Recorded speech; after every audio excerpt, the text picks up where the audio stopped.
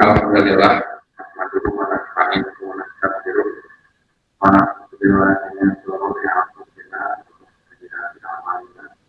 May yahdihillahu fala mudilla lahu wa may yudlil fala hadiya lahu. Asyhadu an la ilaha illallah wahdahu la syarika lahu wa asyhadu anna Muhammadan abduhu wa rasuluhu la ilaha illa Raditu billahi rabban wa bi Muhammadin wa bi Muhammadin nabiyyan wa rasulan. Alhamdulillah, kita masih diberikan kesempatan berkumpul kembali di Masjid Baitur Rahim untuk melanjutkan pembahasan teknologi kita hari Rabu kemarin kita sudah membahas tentang kitab-kitab terdahulu. Sebelumnya kita sudah membahas tentang kitab Taurat. Tentang kitab Taurat, di mana kitab Taurat itu adalah salah satu dari 3 kitab yang disebut dengan tanah Taurat. Taurat ada 5, Nevi'im ada 2, Ketuvim ada 2. Jadi banyak di bawah-bawah itu totalnya ada 24 kitab di bawah tanah. Nah, sekarang kita masuk ke dalam pembahasan kitab Injil.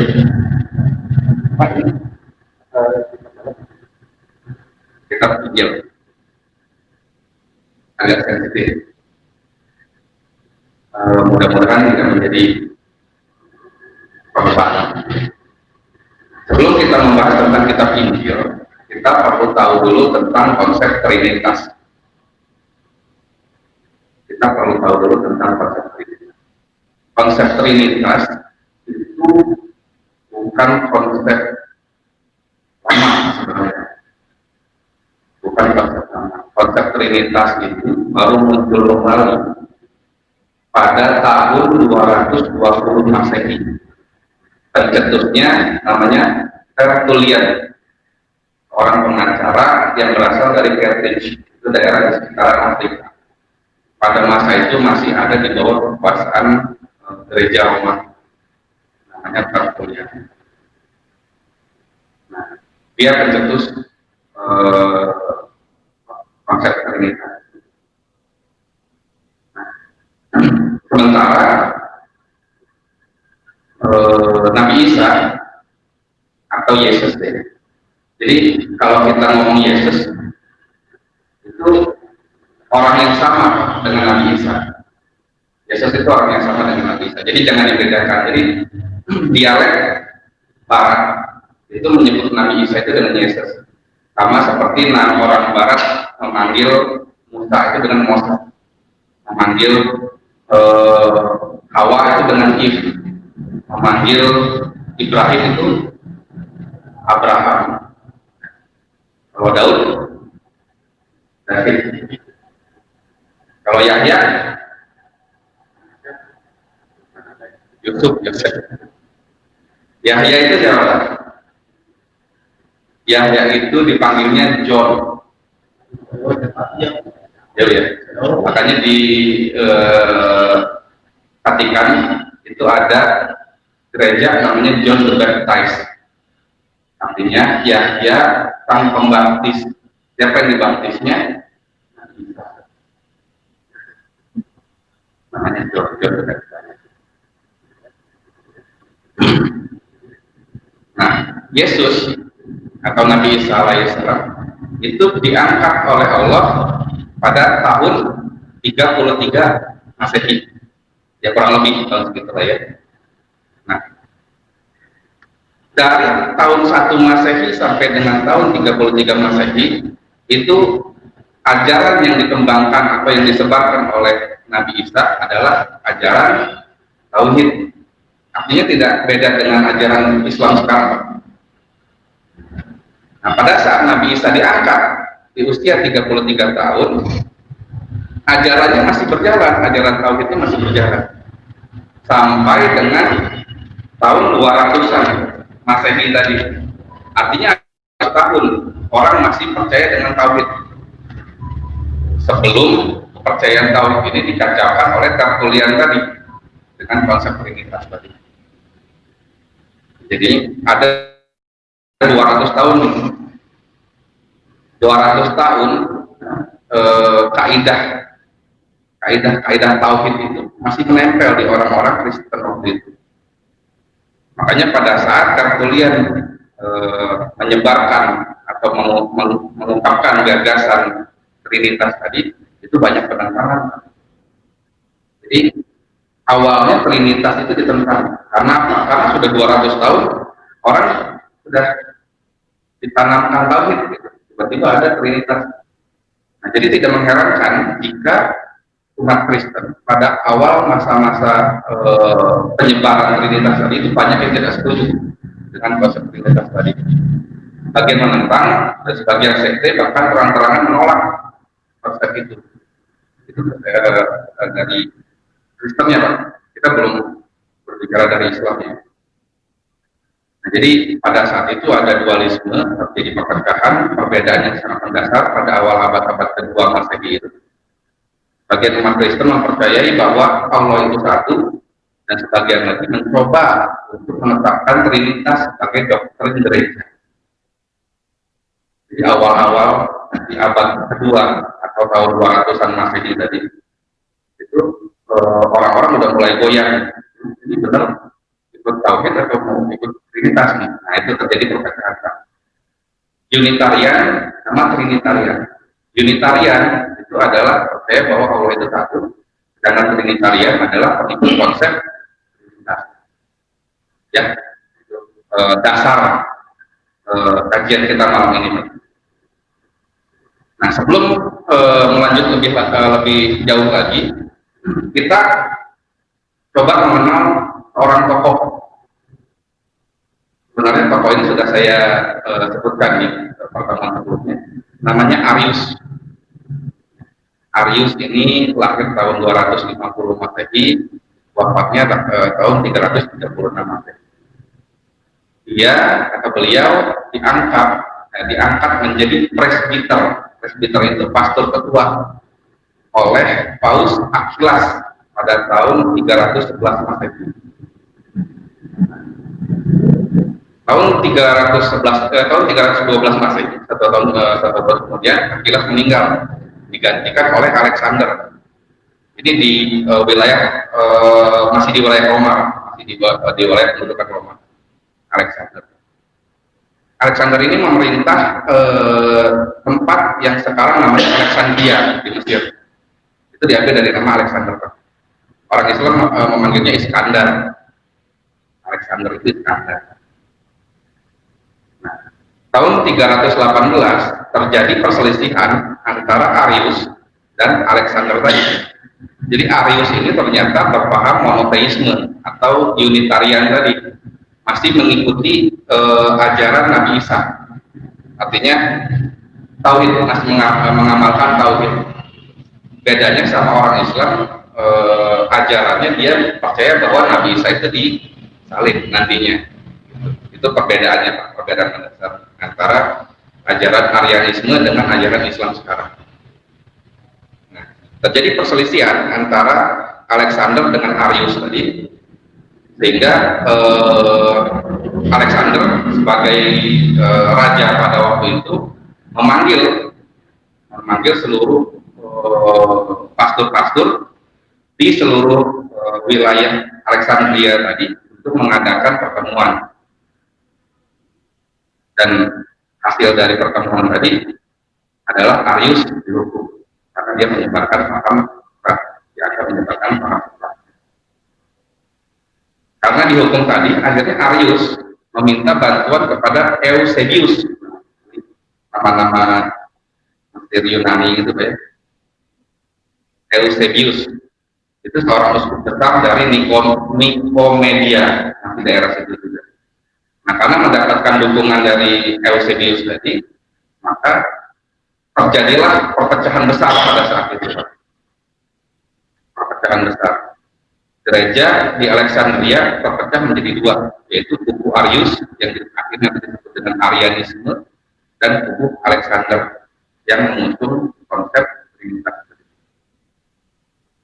Itu tokoh yang namanya Arius, Pak. Kenapa Arius ini perlu kita kenal? Karena dari sinilah nanti pecahnya atau munculnya Konsili Nisea tahun 325.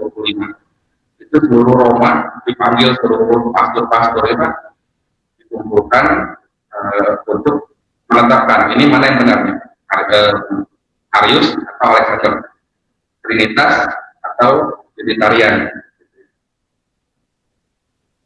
Nah, pada tahun 325 Masehi ya, 325, perpecahan yang terjadi di Alexandria tadi membuat Kaisar Konstantin segera mengambil keputusan. Kaisar Konstantin ini yang menguasai Roma pada saat itu.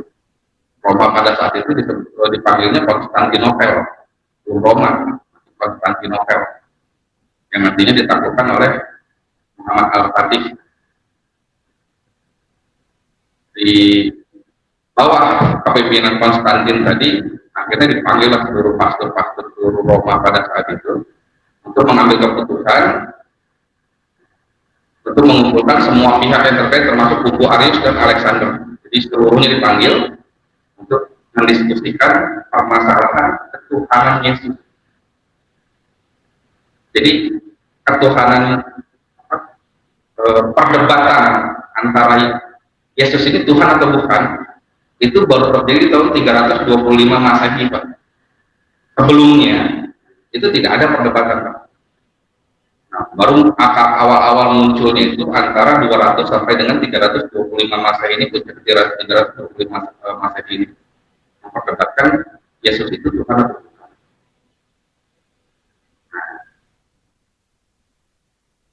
Tetap akhirnya hasil dari konsili ini tetap disalahin ajaran Arianisme tadi, mengusung konsep Trinitas. Nanti di belakangnya ada konspirasi siapa sebenarnya Konstantin. Nah, uskup-uskup yang mendukung konsep Trinitas lalu merumuskan pengakuan iman Nisea, namanya konklusi hasil dari Konsili Nisea itu disebut dengan pengakuan iman Nisea atau syahadat Nisea, yang intinya adalah menyeragamkan doktrin Kristen sebagai standar yang dipakai umat Kristen seluruhnya. Jadi hasil dari Konsili Nisea ini adalah menyeragamkan, artinya seluruh umat Kristen di dunia harus memakai konsep Trinitas. Tidak ada lagi monoteisme, tidak ada lagi Unitarian. Jadi seluruhnya memakai konsep Trinitas, seluruh dunia. Diketukannya di Nisea tadi. Lalu bagaimana nasib Arius ini? Arius bersama beberapa orang pendukungnya dihukum dengan dikucilkan dari gereja. Jadi karena dianggap menyebarkan aliran sesat, dia dikucilkan dari gereja, cabut haknya sebagai pastor kedua pada saat itu, terus dikucilkan. Nah, di dalam penderitaan Arius tadi, adik perempuan Konstantinus, jadi Konstantinus ini punya adik, ternyata punya adik perempuan namanya Konstantia. Nah, Konstantia ini ternyata pengikut Arianisme. Jadi kakaknya memaksakan konsep Trinitas, adiknya pengikut Arianisme. Jadi beda. Nah, Konstantia tadi meminta kepada Konstantinus untuk memulihkan kembali jabatan Arius, dan permintaan itu disetujui oleh Konstantinus dengan syarat si Arius tadi harus menerima ajaran ortodoks yang 100% berlawanan dengan ajaran Arianisme yang dia anut. Nah, tahun 336 Masehi itu jabatan Arius akan dipulihkan pada harusnya malam dipulihkan, tapi sorenya Arius ditemukan tewas di sebuah kamar kecil dengan kondisi badannya terbelah. Amat riwayat Arius. Baik. Selanjutnya dari konsili Nicea tadi, efek yang berkepanjangan ternyata ada, Pak. Jadi tidak hanya selesai di tahun itu saja, tetapi tahun-tahun berikutnya tetap terjadi dinamisme dalam gereja Roma pada waktu itu. Jadi selama pemerintahan Konstantin atau Konstantinus tadi, konsep Trinitas dipakai seluruh gereja Roma. Nah, setelah Konstantinus meninggal, dia ada dua anak, dua keturunan. Konstantinus meninggal tahun 337 Masehi.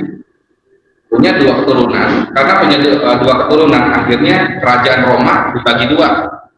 Masing-masing anaknya disuruh memerintah setiap kerajaan. Ada dua tadi. Anaknya namanya Konstan dan Konstantius, mirip-mirip dengan namanya. Jadi Konstantinus punya dua anak, namanya Konstan dan Konstantius. Konstan itu tetap pada keyakinannya pada Trinitas, artinya ngikut sama bapaknya, dan memaksakan Konstantius untuk ikut aliran Trinitas tadi. Tapi ternyata Konstantius ini ikut ajaran bibinya yang tadi Konstantia tadi, dia ikut aliran Arianisme dan menolak Trinitas. Nah, jadi di dalam kerajaan Roma itu terjadi perdebatan lagi, dualisme lagi. Nah, sampai akhirnya Konstan meninggal dunia. Jadi Konstan yang membawa ajaran Trinitas tadi meninggal duluan. Akhirnya karena meninggal duluan, Konstantius tadi menguasai seluruh Roma, dan pada saat itu seluruh Roma menganut aliran Arianisme baru, seluruh Roma. Jadi seluruhnya, jadi bukan sebagian. Nah, ikut aliran tauhid lagi. Meninggal Konstantius mengambil alih seluruh kerajaan dan menetapkan konsep Arianisme ke seluruh kerajaan, dan Romawi kembali kepada ajaran tauhid. Nah, setelah meninggal Konstantius, Roma dipimpin oleh tokoh yang namanya Julian. Nah, Julian ini mengembalikan ajaran Roma kepada ajaran paganisme. Jadi Roma ini sebelum adanya Trinitas, sebelum adanya Arianisme, mereka menganut ajaran paganisme. Nah, paganisme inilah yang sebenarnya dipakai oleh Konstantin. Jadi pada saat Konstantin mengadakan konsili Nicea tahun 325 Masehi tadi, sebenarnya dia agamanya bukan Kristen, dia paganisme, penyembah api. Jadi dia masih ikut ajarannya Namrud. Itu ajarannya Namrud. Makanya kenapa dia akhirnya memaksakan memenangkan Trinitas, karena dengan Trinitas tadi agama Kristen bisa diobrak-abrik, Pak. Terbukti kalau misalnya agama Kristen sampai sekarang memegang Arianisme atau tauhid, itu tidak akan bisa diobrak-abrik. Contohnya mereka tidak bisa mengobrak-abrik Islam sampai sekarang. Nah, bagaimana supaya mereka bisa mengobrak-abrik Kristen? Dicetuskanlah ajaran Trinitas. Nah, itu tujuan utamanya si Konstantin tadi, Pak, sebenarnya, Pak. Dia bukan Kristen, dia pagan. Nah, tadi dipimpin oleh Julian. Julian mengembalikan ajaran Roma menjadi ajaran paganisme, ajaran yang pernah dipraktekkan pada masa-masa awal, namun tidak berlangsung lama karena Julian ini umurnya tidak panjang. Nah, sepeninggal Julian, lagi-lagi Roma terpecah menjadi Trinitarian dan Unitarian, terpecah lagi. Jadi karena ajaran paganisme tadi cuma sebentar, tidak begitu berpengaruh. Nah, ini umat yang ada di Roma tadi terpecah lagi nih, jadi Trinitarian dan Unitarian. Tetapi pada saat itu Trinitarian sudah tumbuh menjadi lebih kuat karena mereka membentuk suatu perkumpulan yang namanya Kristen Ortodoks Roma. Nah, itu yang awal mulanya Vatikan nantinya, Kristen Ortodoks Roma. Nah, itu efek panjang dari konsili Nicea. Nah, sekarang kita masuk ke Injilnya. Saya sempat bingung. Bingungnya begini, Pak. Injil itu kan diturunkan oleh Allah ya, kepada Nabi Isa. Tetapi kenapa Injil itu baru ditulis berpuluh-puluh tahun setelah Nabi Isa diangkat? Atau kalau menurut orang Kristen, Nabi Isa dibunuh atau wafat. Nah, selama masa itu, kemana nih perginya Injil itu? Apakah Nabi Isa tidak memegang Injil? Nah, dari situ saya coba cari tahu dan akhirnya dapat dua pandangan. Yang pertama, Injil itu tidak tertulis. Artinya Allah mewahyukan Injil kepada Nabi Isa, tetapi Injil itu tidak tertulis. Injil disampaikan dengan lisan. Injil disampaikan dengan lisan. Nah, ini sebenarnya masuk ke ranahnya Ustadz Asep Habibi, cuma nggak apa-apa, saya kutip-kutip sedikit-sedikit gitu. Nah, di dalam Matius 9 ayat 35 tertulis, demikianlah Yesus berkeliling ke semua kota dan desa. Ia mengajar ke dalam kemah-kemah ibadat dan memberitakan Injil kerajaan sorga dan melenyapkan segala penyakit dan kelemahan. Artinya pada saat Yesus berkeliling ke semua kota dan desa itu, dia membawa Injil. Wallahu alam, Injilnya dalam bentuk lisan atau dalam bentuk kitab, kita tidak tahu. Tapi pada saat itu sudah ada Injil. Artinya Nabi Isa memang memberitakan Injil kepada seluruh pengikutnya, Bani Israel. Dalam ayat lain, di Lukas pasal 20 ayat 1, pada suatu hari ketika Yesus mengajar orang, pada suatu hari ketika Yesus mengajar orang banyak di Bait Allah dan memberitakan Injil, datanglah imam-imam kepala dan ahli-ahli Taurat serta tua-tua ke situ. Jadi pada saat Yesus mengajar orang-orang banyak di Bait Allah, dia memberitakan Injil. Artinya Injil sudah ada pada saat itu. Nah, lalu kemana Injil ini perginya? Nah, Paulus pada saat itu berkata, Paulus itu tokoh Kristen juga, Pak. Di Galatia pasal 1 ayat 6 sampai 7. Katanya begini, aku heran bahwa kamu begitu lekas berpaling daripada dia, yaitu menyebut kepada Yesus ya, yang oleh kasih karunia Kristus telah memanggil kamu dan mengikuti suatu Injil yang lain. Artinya Paulus ini sudah bisa melihat nih bahwa ada Injil yang lain, yang sebenarnya bukan Injil. Hanya ada orang-orang yang mengacaukan kamu dan bermaksud untuk memutarbalikan Injil Kristus. Jadi Injil itu ternyata diputarbalikan oleh orang-orang yang mengacaukan. Hanya ada orang yang mengacaukan kamu. Itu di dalam Galatia 1 pasal 1 ayat 6 dan 7. Nah, di dalam Al-Qur'an surat Al-Baqarah ayat 78 79 tertulis begini, Allah berfirman, dan di antara mereka ada yang buta huruf, tidak mengetahui Alkitab kecuali domingan buku melangkah, dan mereka hanya menduga-duga. Jadi Alkitab itu ditulis isinya kebohongan ya, dan praduga, cuma duga-dugaan saja. Itu tertulis di dalam Al-Quran. Sama seperti perkataan tadi Paulus tadi, artinya matching yang ada di Galatia tadi. Maka kecelakaan yang besarlah bagi orang-orang yang menulis Alkitab dengan tangan mereka sendiri. Lalu dikatakannya ini dari Allah, ditulis, terus dibilang ini dari Allah, kitab Allah nih, padahal tulisan dia sendiri.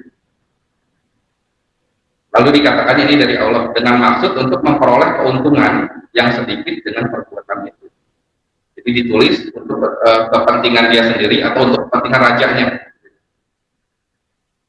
Maka kecelakaan besarlah bagi mereka akibat dari apa yang ditulis oleh tangan mereka sendiri dan kecelakaan besarlah bagi mereka akibat dari apa yang mereka kerjakan.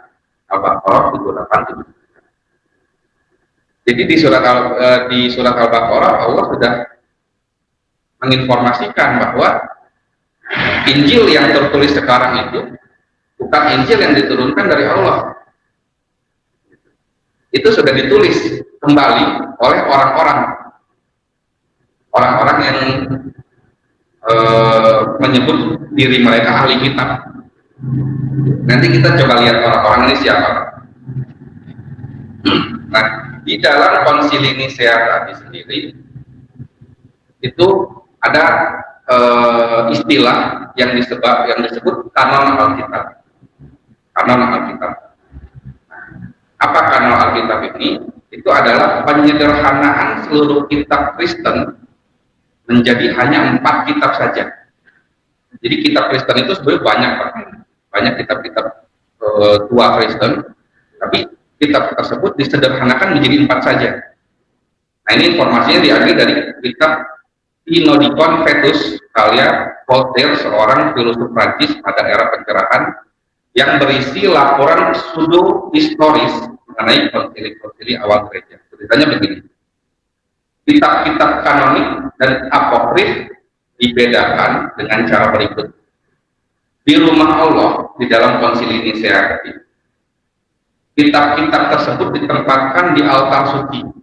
Jadi seluruh kitab Kristen pada saat itu, yang pastor-pastor yang dipanggil dari seluruh Roma itu membawa kitab-kitab mereka. Nah, kitab-kitabnya ditaruh di atas altar suci. Kemudian konsili meminta kepada Tuhan dalam doa-doa agar karya-karya yang terinspirasi terdapat di atas, dan sebagaimana terjadi di dalam kenyataannya yang palsu di bawah. Jadi maksudnya begini, pada saat itu seluruh kitab dikumpulkan di atas meja di altar suci tadi, terus altarnya ditutup, terus konsili kemudian berdoa. Ya kalau kita sekarang tahajud gitu lah, hajat gitu ya. Nah, mereka berdoa. Nah, besoknya kitab-kitab yang dipakai hanya kitab-kitab yang ada di atas altar saja, yang jatuh ke bawah itu tidak dipakai. Nah, 4 kitab itulah yang ada di atas altar. Sisanya Allah alam tidak tahu kemana. Ada yang bilang ada di perpustakaan Vatikan yang di bawah tanah. Tidak seluruh orang bisa masuk perpustakaan itu. Termasuk di dalamnya ada Barnabas juga. Nah, 4 kitab Injil inilah yang disebut dengan kitab Perjanjian Baru. Kitab Matius, Markus, Lukas, dan Yohanes. Ada 4 kitab yang ada di atas altar. Lebihnya tidak tahu. Nah, 4 kitab inilah yang oleh Allah disebutkan bahwa kitab-kitab Injil yang ditulis kembali oleh orang-orang tadi. Jadi 4 kitab ini sebenarnya bukan murni firman Allah, tetapi firman Allah yang sudah dimodifikasi oleh orang-orang tadi, disebut Matius, Markus, Lukas, dan Yohanes. Ya. Nah, dari 4 kitab tadi ini semenjak tahun 300 sampai dengan 500 Masehi itu terjadi revisi terus revisi. Artinya kitab itu ada misalnya kitab Matius ada revisi 1, ada Matius 2, ada Matius 3. Jadi Markus juga seperti itu juga, Pak. Nah, itu berlangsung antara 300 sampai dengan 500 Masehi. Tangganya begini. Yang pertama, kitab original itu disebut dengan original manuskrip. Yang kedua, ada salinan-salinan yang paling kuno. Jadi dari kitab original tadi direvisi, ada yang namanya salinan-salinan yang paling kuno. Kemudian direvisi lagi, ada lagi kitab namanya salinan-salinan kuno atau ancient copies. Nah, direvisi lagi, ada yang kitab versi kuno. Ada Injil versi Latin atau Vulgate, ada yang disebut dengan Injil Wycliffe, itu terjemahan pertama Injil ke dalam bahasa Inggris. Jadi awalnya kan bahasa Yunani kuno, Pak, diterjemahkan ke dalam bahasa Inggris, disebut disebut dengan Injil Wycliffe. Disebut lagi terus disempurnakan lagi atau direvisi lagi disebut dengan Injil Tyndale. Itu terjemahan langsung bahasa Ibrani yang disusun oleh William Tyndale dan diproduksi secara massal. Jadi pertama kali Injil diproduksi secara massal itu adalah Injil Tyndale ini. Terus ada lagi Injil Coverdale, ada lagi Injil Matius. Nah ini baru masuk Matius, Pak. Terus ada lagi Injil Great. Injil Great ini edisi resmi Alkitab dalam bahasa Inggris yang disahkan oleh Raja Henry VII dari Inggris.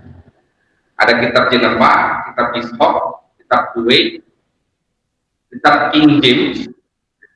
Nah ini mulai paling banyak perubahan isi Alkitab itu ada mulai dari kitab King James ini. Lalu ada versi revisi, versi standar Amerika, dan versi revisi standar. Jadi mulai dari Injil King James sampai dengan Injil versi standar tadi, itu paling banyak perubahan di situ, Pak. Paling banyak dirubah-rubah intinya. Nah setelah revisi standar tadi, itu sudah tidak lagi perubahan sampai sekarang. Nah sekarang kita masuk ke kenaikan Isa Al-Masih. Kenaikan Isa Al-Masih ini kisahnya atau ceritanya itu tidak bisa dilepaskan dari kisah Raja Herodus. Raja Herodus. Nah, apa yang terjadi pada saat itu? Yang terjadi adalah Raja Herodus ini dihasut oleh pendeta-pendeta Sanhedrin pada saat itu untuk mengeksekusi Nabi Isa. Nah, pertanyaannya siapa pendeta-pendeta Sanhedrin ini? Masih ingat kemarin pertemuan sebelumnya, Pak, yang ada raja dari Babylon menyerang kerajaan Israel Raya, namanya Nebukadnezar atau Buktansor. Nah, Buktansor ini dia kan membawa sebagian dari penduduk Bani Israel tadi yang ada di kerajaan Israel tadi ke Babylon. Bagian besarnya adalah rahib-rahib, penulis-penulis ahli kitab. Nah, kemudian ahli kitab itu diperintahkan untuk merubah Taurat pada saat itu. Merubah Taurat menjadi Talmud. Masih ingat, Pak ya? Merubah Taurat menjadi Talmud. Nah, ternyata rahib-rahib tadi itu menjaga kemurnian Talmud sampai dengan masa Herodus ini. Jadi yang menghasut Raja Herodus itu adalah keturunan dari rahib-rahib tadi. Jadi mereka menjaga bagaimana caranya supaya Talmud versi mereka ini bertahan sampai dengan akhir zaman. Dan bahkan dipakai sampai sekarang kitab Talmud ini. Nah, apa yang dibisikkan oleh pendeta-pendeta Sanhedrin tadi kepada Raja Herodus? Jadi, di dalam Taurat versi mereka atau Talmud, di dalam Talmud itu tertulis bahwa Nabi Isa Al-Masih akan hidup sampai akhir zaman. Nah, di Al-Quran kan memang Nabi Isa akan turun nanti di akhir zaman, artinya sekarang masih hidup kan? Nah, karena pada saat itu ajaran Nabi Isa dinilai meresahkan. Karena apa? Karena Nabi Isa ini ternyata mengajarkan tentang perjanjian lama atau Old Testament, Taurat. Nabi Isa itu mengajarkan Taurat pada saat itu. Jadi Taurat itu dicoba direvisi sama mereka, ditentang sama Nabi Isa. Tidak begitu isinya. Yang benar begini. Nah, dianggap meresahkan, maka pendeta Sanhedrin tadi menghasut Raja Herodus untuk membunuh Nabi Isa. Tujuannya begini, kalau saja ayat tersebut benar yang ada di dalam Talmud dan Nabi Isa adalah Nabi yang benar, maka dia tidak akan mati, karena dia akan hidup sampai akhir zaman. Tetapi pada saat itu Nabi Isa disalib. Ini versi mereka ya. Nabi Isa disalib dan Nabi Isa meninggal. Padahal di dalam versi Quran sebelum disalib Nabi Isa diangkat. Gitu ya. Ya kan? Tapi menurut Yahudi dan menurut Nasrani, Nabi Isa sudah meninggal. Artinya gugurlah ayat tersebut. Nabi Isa bukan nabi yang diutus Allah, karena ayat tersebut tidak melekat di Nabi Isa. Nah, bagaimana supaya ayat itu tetap harus jadi benar? Akhirnya mereka ciptakanlah tokoh palsu yang kekuatannya atau kemampuannya setara dengan Nabi Isa dan akan hidup sampai akhir zaman. Siapa tokohnya, Pak? Al-Masih Ad-Dajjal. Tokoh itulah yang mereka letakkan di ayat yang terus di dalam Talmud tadi. Jadi Dajjal itu adalah Al-Masih yang benar, sedangkan Nabi Isa Al-Masih palsu menurut mereka. Karena apa? Karena Al-Masih yang palsu ternyata pada saat disalib meninggal. Artinya harus ada dong Al-Masih yang benarnya. Nah, itulah tokoh Dajjal tadi yang mereka ciptakan. Dan tokoh tersebut mereka ambil ya dari hadis-hadis Nabi Muhammad, dan bahwa Dajjal akan hidup sampai dengan akhir zaman nanti. Nah, itu kenaikan Isa Al-Masih.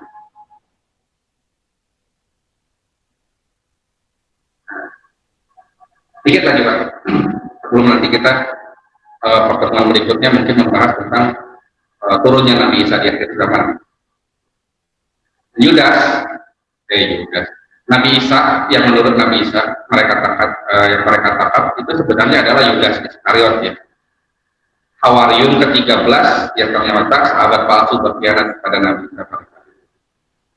Nah, Yudas itu ditangkap pada malam Jumat.